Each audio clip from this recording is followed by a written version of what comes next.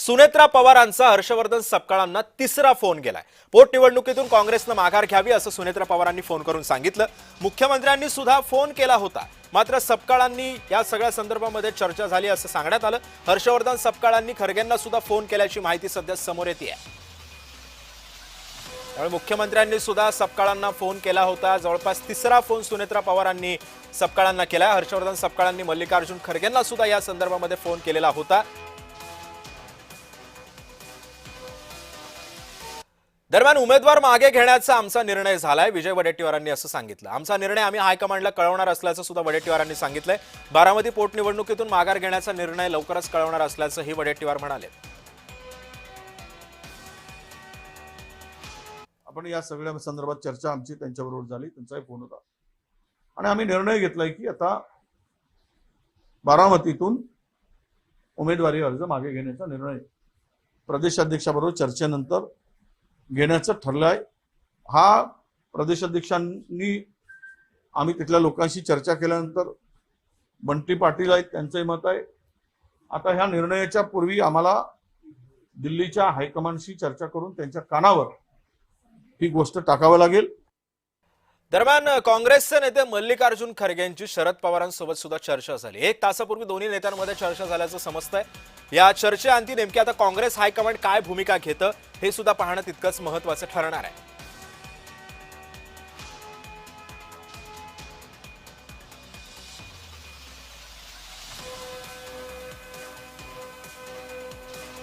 दरम्यान बारामती पोटनिवडणुकीमधून माघारीचा निर्णय कोणी जाहीर केला या सगळ्या संदर्भामध्ये सवाल उपस्थित केलाय काँग्रेसच्या हायकमांडनं।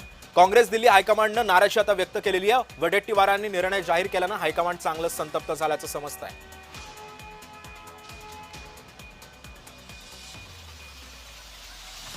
त्यामुळे वडेट्टीवारांनी जो निर्णय माध्यमांसमोर येऊन सांगितला तो निर्णय हायकमांडला पटल्याचं दिसत नाहीये। हायकमांडनं संताप व्यक्त केलेला आहे। काँग्रेस दिल्ली हायकमांडची नाराजी सध्या वडेट्टीवारांच्या या वक्तव्यावरून सध्या पाहायला मिळते आहे। वडेट्टीवारांनी निर्णय जाहीर केल्यानं हायकमांड नाराज झालेला आहे।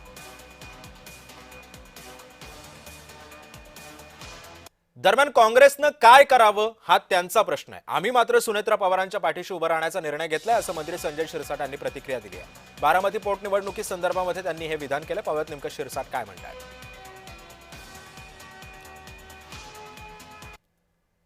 काँग्रेसनी काय करावं हा त्यांचा प्रश्न आहे, परंतु महायुती म्हणून आमच्या सर्व पक्षाच्या नेत्यांनी सुनेत्रा वहिनीच्या पाठीशी उभं राहण्याचा निर्णय घेतलेला आहे आणि सर्वजण त्यांच्यासाठी जर बिनविरोध झाली नाही तर त्यांच्या प्रचारामध्ये आम्ही सर्वजण स्वतःला झोकून देऊ। बारामतीकर हुशार आहेत, बारामतीकरांना माहिती आहे की अजितदादाचं योगदान या बारामतीसाठी किती आहे। म्हणून निवडणूक झाली तर फार काही मोठी लढाई होणार नाही, परंतु होऊ नये अशी आमची इच्छा आहे। दरम्यान बारामती पोटनिवडणुकी संदर्भामध्ये शिरसाटांनी हे विधान केले। जवळपास महायुतीमधले सर्वच पक्ष सुनेत्रा पवारांच्या पाठीशी उभे आहेत। मविया मात्र इथे कुठेतरी कच खाताना दिसते। सर्वजण आवाहन करतायत की आपण ही निवडणूक जी आहे ती बिनविरोधपणे करून द्यावी, मात्र काँग्रेस ऐकायला तयार नाहीये। वडेट्टीवारांनी जरी निर्णय जाहीर केलेला असला तरी सुद्धा काँग्रेस हायकमांड मात्र वडेट्टीवारांच्या निर्णयावरती नाराज झाल्याचं समजतंय। बारामती पोटनिवडणुकी संदर्भामध्ये संजय शिरसाटांनी हे विधान केलेलं आहे। काँग्रेसनं काय करावं हा त्यांचा प्रश्न आहे असं शिरसाट म्हणतात।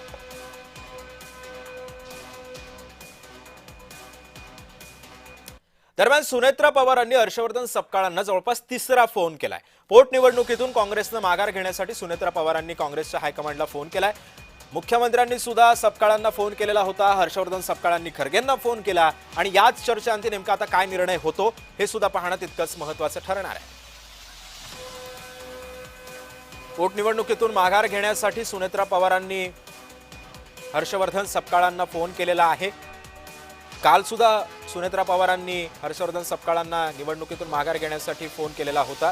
त्यानंतर मुख्यमंत्र्यांनी सुद्धा सपकाळांना फोन केल्याचं समजतंय आणि एकंदरीतच हर्षवर्धन सपकाळांनी काँग्रेसच्या हायकमांडला म्हणजेच मल्लिकार्जुन खरगेंना सुद्धा फोन केल्याचं समजतंय। त्यामुळे काँग्रेस या पोटनिवडणुकीतून माघार घेतं का, आकाश मोरे आपला उमेदवारीचा अर्ज मागे घेतात का आणि ही निवडणूक कशा पद्धतीने होते बारामतीची हे सुद्धा अवघ्या काही तासांमध्येच हे चित्र आता स्पष्ट होणार आहे।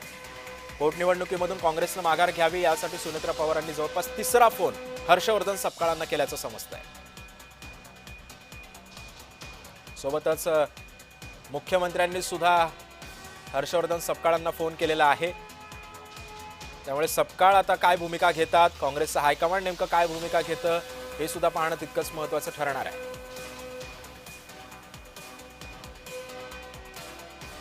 पोटनिवडणुकीतून माघार घेण्यासाठी सध्या अनेक प्रयत्न महायुतीकडून केले जात आहेत. बारामतीची पोटनिवडणूक ही बिनविरोध व्हावी यासाठी सध्या सर्वच नेते प्रयत्नशील आहेत.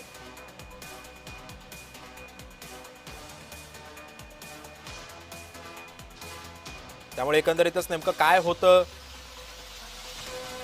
हे सुद्धा पाहणं तितकंच महत्त्वाचं ठरणार आहे. ही निवडणूक बिनविरोध होते का, कशा पद्धतीनं पुढचा हा सगळा प्रवास असू शकतो हे सुद्धा पाहणं महत्त्वाचं ठरणार. आणि या संदर्भामध्ये माहिती जाणून घेण्यासाठी माझ्यासोबत आहेत राजकीय विश्लेषक उमेश घोंगडे सर. उमेश सर, स्वागत आहे तुमचं जय महाराष्ट्रमध्ये.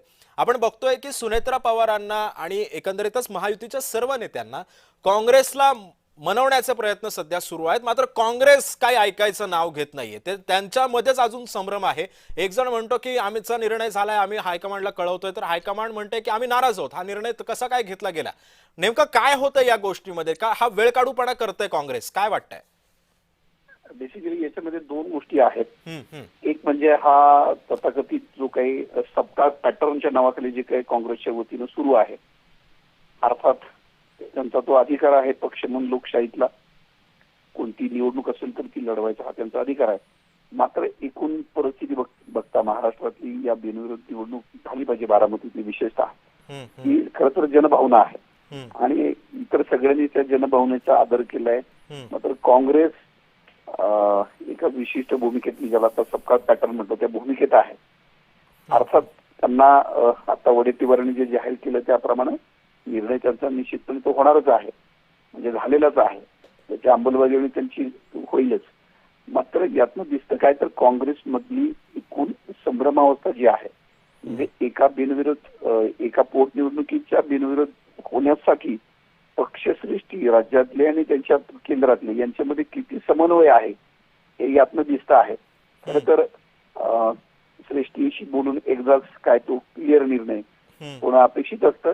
मात्र काँग्रेसमधला हा सगळा जो काही गोंधळ आहे तो काही तसा नवीन नाहीये, या निमित्तानं पुन्हा तो समोर आला इतकंच. पण उमेश सर, काय वाटतंय नेमकं तुम्हाला तरी? कारण एकंदरीतच सध्या काँग्रेस म्हणजे आडकाठीच करते या सगळ्यामध्ये, कारण त्यांना बिनविरोध ही निवडणूक होऊ द्यायची नाहीये. म्हणजे कुठेतरी काँग्रेस अस्तित्व दाखवून देत आहे का, की बाबा आमच्याशिवाय तुमचं पान हलू शकणार नाही, असं काही आहे का? आणि काय वाटतंय की जर ही वेळ जर निघून गेली तर ही निवडणूक कशा पद्धतीनं पुढचे रंग दाखवू शकते? बेसिकली एक लक्षात घ्या की आपलं महत्व वाढवण्यासाठी मी जे सपकाळ पॅटर्नचा उल्लेख केला, त्यांच्यामध्ये नव्या प्रदेशाध्यक्षांची भूमिका सुरुवातीपासूनची होती की कुठलीही निवडणूक ही बिनविरोध होऊ द्यायची नाही.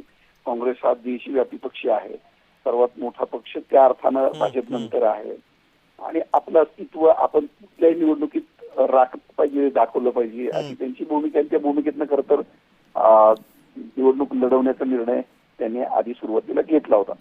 पण काय असतं की पोटनिवडणूक ही विशिष्ट परिस्थितीत होत असते कुठलीही, आणि बारामतीत आणखी त्याहूनही वेगळं आहे. कारण बारामतीत ज्या परिस्थितीमध्ये अजित पवारांचा अंत झाला, त्यांचं निधन झालं, तर जनभावना जी आहे ती खरोखरच ती निवडणूक बिनविरोध व्हावी अशी आहे. हे खरं तर काँग्रेसनं समजून घेतलं पाहिजे.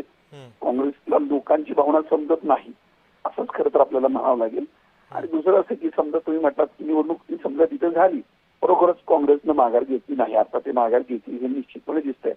पण समजा घेतली नाही असं गृहीत धरू तर काँग्रेसचं बारामती तालुक्यात, बारामती मतदारसंघात काय अस्तित्व आहे